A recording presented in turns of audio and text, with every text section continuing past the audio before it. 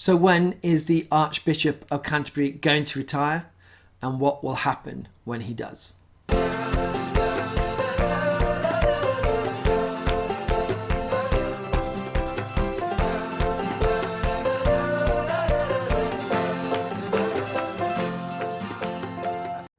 Hi, my name's Topdown. I'm a vicar in the Church of England. Could I be the next Archbishop of Canterbury? Who would want that job? I wouldn't want that job. I'm not going to be it anyway.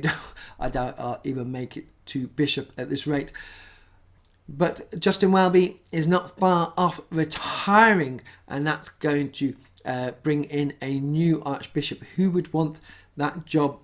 We're going to have to wait and see, but we've only got a short time left with Justin Welby. So Justin Welby was born on the 5th of January 1956, making him 67 years old and 3 months as of this video.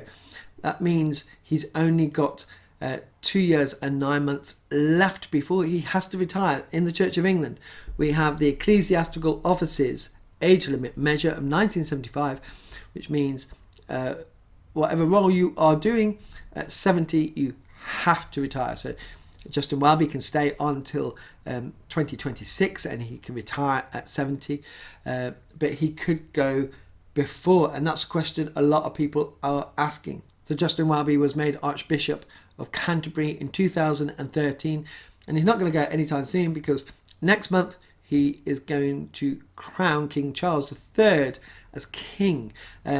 This hasn't happened for 70 years in this country, a very special occasion for us as a country, but also for Justin Welby to do that. Very unique at this time, because Queen Elizabeth II was on the throne for so long. So he will do that, but after that, will he stay? Will he retire early, or will he stay until he's 70? We don't know. Nobody really knows. He hasn't said anything that he will be going, but we just have this time in between. Once the coronation has done, does he stay? Is there any point in staying? Well, we know that the Living in Love and Faith process in the Church of England, which has come during this time in office, might come to our General Synod in July, and this is praying prayers of blessing over same-sex couples who have been married outside the church, or it might be kicked down the road until November.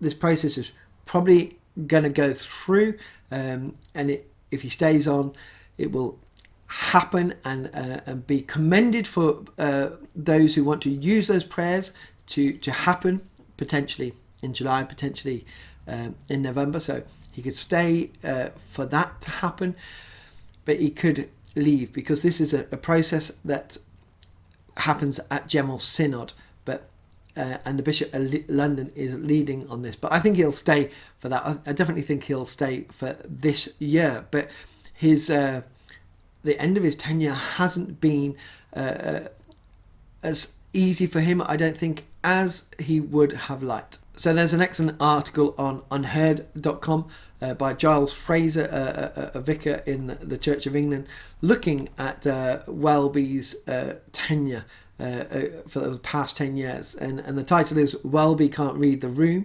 with a subtitle of We Shepherds Are Sick of Tenures and Managerialism. So it's quite, I wouldn't say a positive article, but reading it, I would agree. He says here, here's my real beef with Welby's church: managerialism. The backdrop to Welby's appointment was the banking crisis and the subsequent Occupy camp at St Paul's Cathedral. The church needed to get a bit more this worldly, many thought. It needed to understand finance and business when it came to capitalism.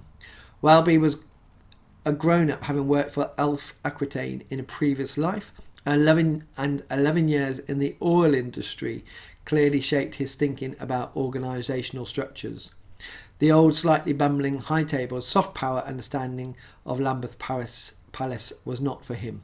Welby wanted to change things and have access to levers of real executive power. And that's, in a sense, what it has felt like. It's a very much top-down managerialism, where really the Church of England is a bottom-up way of operating, not top-down, but bottom-up. Somebody said, a senior source cleric said to Giles Fraser recently, it's just not so much fun anymore. And you really do feel it in the Church of England that this has become very much a business. I worked in retail for a long time, and it has become like a business. And so maybe Archbishop Welby will read the room finally, perhaps, and say, it's time for me to step down. I have overseen what the Church of England is going through, and now it's time for somebody else to come in. But there is something that is really important in all this. So Justin Welby, because of the Living in Love and Faith process and the passing of the prayers in February, has become the Archbishop who's going to be known as being the Archbishop who broke the Anglican Communion. There are provinces out there who are now said, we're not in communion with you. The Archbishop of Canterbury, the position not the person, was seen as the first among equals, and the Church of England was seen as the mother church. There's provinces out there who said, we cannot be in communion with you. We do not see you as the first among equals anymore.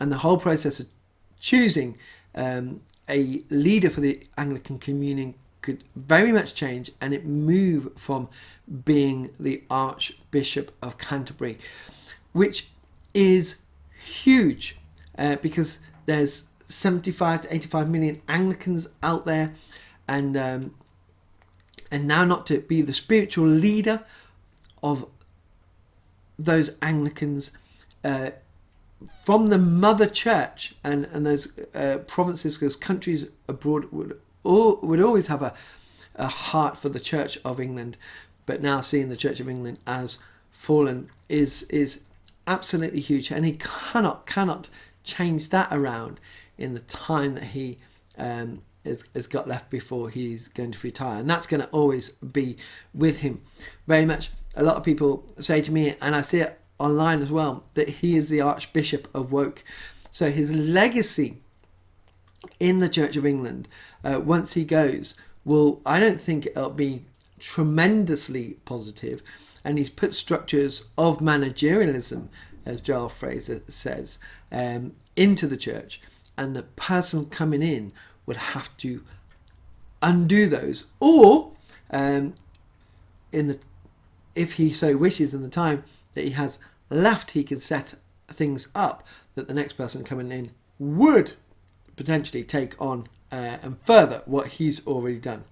So Welby's legacy is not going to be a positive legacy, but we have to remember when he came into office, the Living in Love and Faith process, which is going to be known, but talk about homosexual same-sex marriage, was already in the church. And being Archbishop, he cannot make those executive decisions. It has to go through our General Synod. But for me, he has shown that he is in favour of doing same-sex blessings, which has taken some people by surprise, because he did come out of Holy Trinity in Brompton, a big evangelical church, but maybe he's had a change of heart. So I don't know when Justin Welby will leave. Giles Fraser in his article says he doesn't know when he will leave. Giles Fraser says it's very hard to read Justin Welby. He does keep his cards close to his chest. So we don't know when he will leave. We know that he has to leave by January 2026.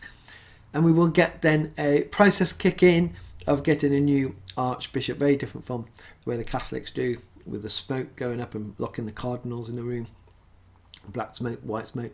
It's very much an interview process, and it will be one of the bishops that we've got at the moment. who would want to take that job on. You've got to be a certain type of person to want to take that job on, especially at the moment with everything's going through.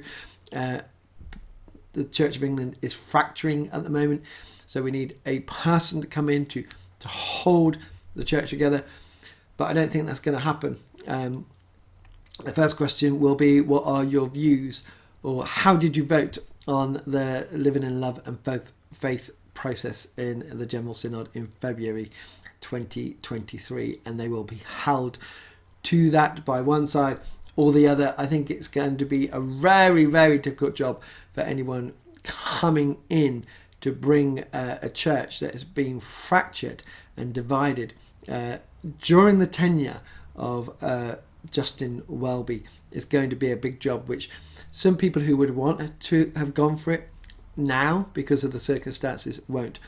But we need a strong leader. But are there any strong leaders out there at the moment? And a lot would say in the House of Bishops there aren't.